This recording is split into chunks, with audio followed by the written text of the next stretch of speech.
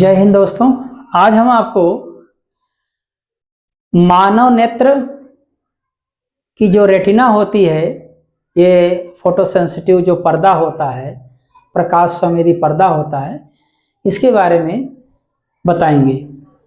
तो मैं पूरा एक मानव नेत्र नहीं बनाऊंगा, मानव नेत्र का एक सामान्य स्ट्रक्चर बना करके आपको रेटिना के बारे में एक्सप्लेन करेंगे। अगर आपको मानव नेत्र पढ़ना है तो मैंने पिछली वीडियो में पूरा मानव नेत्र एवं मानव नेत्र की संरचना के प्रत्येक के बारे में उसके कार्य का वर्णन किया है, तो आप उसको वीडियो को देख लीजिएगा, आपको समझ में बहुत अच्छे तरीके से आएगा। तो चलिए आज हम आपको रेटिना के बारे में बताते हैं। मानव नेत्र का जो रेटिना होता है, तो एक सिंपल फिगर यहाँ पर बना करके हम आपको समझाएंगे। सपोज दैट ये एक मानव नेत्र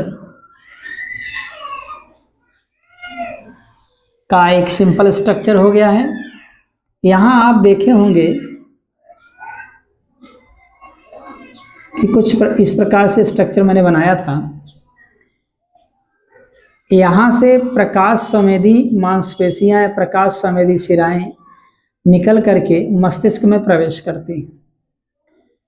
जहाँ से प्रकाश संवेदी शिराएं निकलती हैं, प्रकाश संवेदी शिराएं हैं, ये धागे जैसे स्ट्रक्चर मैंने बनाया है।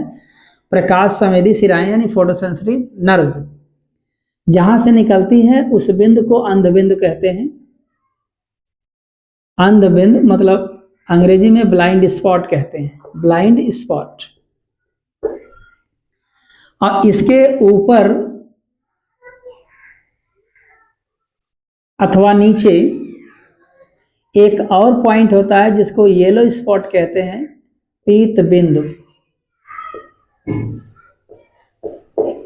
ये दोनों बिंदु इसी रेटिना पर स्थित होते हैं। और ये जो पूरी लाइन आप देख रहे हैं ये रेटिना है।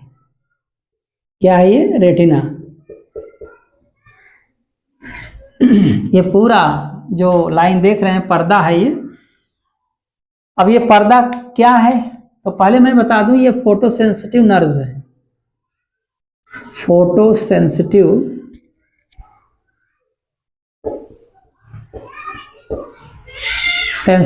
नर्व्स, ये प्रकाश संवेदी शिराएं हैं। ये प्रकाश संवेदी शिराएं कोशिकाओं से बनी होती हैं, जैसा कि पूरी बॉडी में कोशिकाएं होती हैं। उसी प्रकाश संवेदी कोशिकाओं से बना हुआ यह पर्दा होता है। और इस पर्दे पर जो कोशिकाएं होती हैं मैंने बिंदु करके दिखाया है। चलिए इसको हटा देते हैं। ये समझ लीजिए कि इसमें कोशिकाएं हैं। तो इस रेटिना के बारे में मैं आज आपको पूरी तरीके से एक्सप्लेन करूंगा। तो चलिए, ये रेटिना आप देख रहे हैं, ये पर्दा। इस रेटिना में दो प्रकार की कोशिकाएं पाई जाती हैं। कोशिकाएं तो बहुत सारी होती हैं, लेकिन प्रकार की बात करें दो प्रकार की कोशिकाएं होती हैं। एक रॉड सेल होती है और एक कोन सेल्स होती है। Cone cells. रॉड सेल का मतलब होता है दंडाकार कोशिका, और ये शंक्वाकार कोशिका। क्षण के आकार की कोशिका को रॉड सेल और कोन के आकार की कोशिका को, शंकु के आकार की कोशिका को कोन सेल कहते हैं।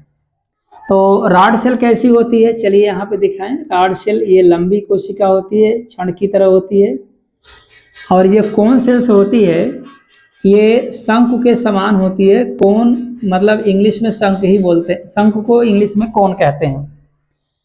तो आपने देखा कि ये जो कोन सेल होती है, ये एक तरीके से जैसे जोकर की टोपी होती है, जोकर जो पहनता है उसी प्रकार से ये कोन सेल होती है। तो इसमें कोन सेल भी है और रॉड सेल दोनों है। अब आपको बताते हैं इस रॉड सेल का काम क्या है, कोन सेल का काम क्या है।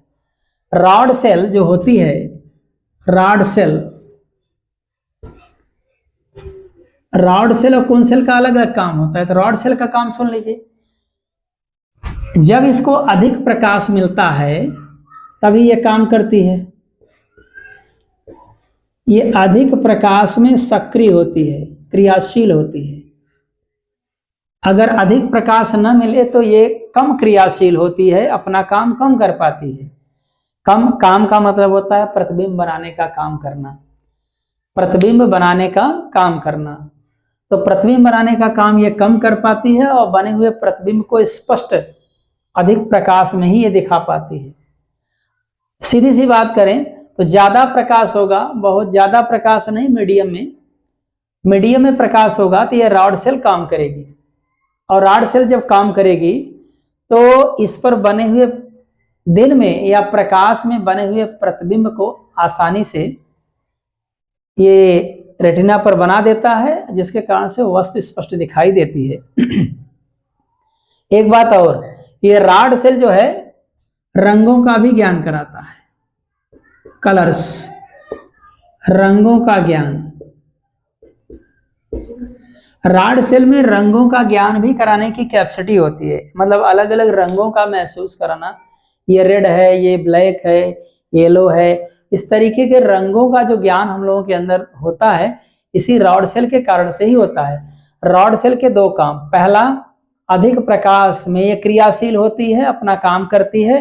काम इसका ये है कि रेटिना पर प्रतिबिंब बना करके स्पष्ट रूप से दिखाना, और साथ में वस्तु का रंग क्या है इसका भी ज्ञान कराती है कौन? Rod cell.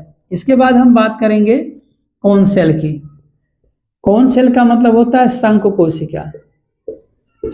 शंकु कोशिका का काम क्या है? ये कम प्रकाश में अधिक क्रियाशील होती है, कम प्रकाश में अधिक क्रियाशील होती है। अगर प्रकाश कम रहेगा तो नेत्र के सामने अगर कोई वस्तु है तो उसका इमेज बहुत बढ़िया ढंग से बनाती है कोन सेल।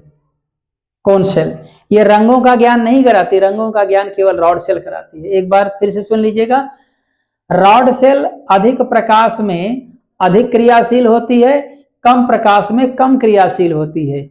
अधिक प्रकाश में अधिक क्रियाशील होने के कारण से सामने, नेत्र के सामने अगर कोई वस्तु है तो उसका रेटिना पर प्रतिबिंब अच्छी तरीके से बना करके वस्तु को स्पष्ट रूप से दिखाने का काम करती है।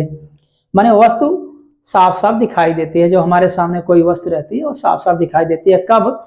जब रेटिना पर ये रॉड सेल इमेज बढ़िया बना लेगी तब। साथ में रंगों का भी ज्ञान कराती है। प्रकाश, अधिक प्रकाश पड़ने से रंगों का भी ज्ञान होता। अगर कम प्रकाश पड़े ना तो ये कम काम करती है, और कम काम करने का मतलब होता है कि अगर कोई नेत्र के सामने, जैसे अंधेरे में हम खड़े हैं तो हमें वस्तु स्पष्ट दिखाई नहीं देती है, इसलिए क्योंकि अंधेरा है, कम प्रकाश है, तो ये रॉड सेल जो है ना कम काम करती है। मतलब इमेज बनाती जरूर है लेकिन क्लियर नहीं दिखाती है।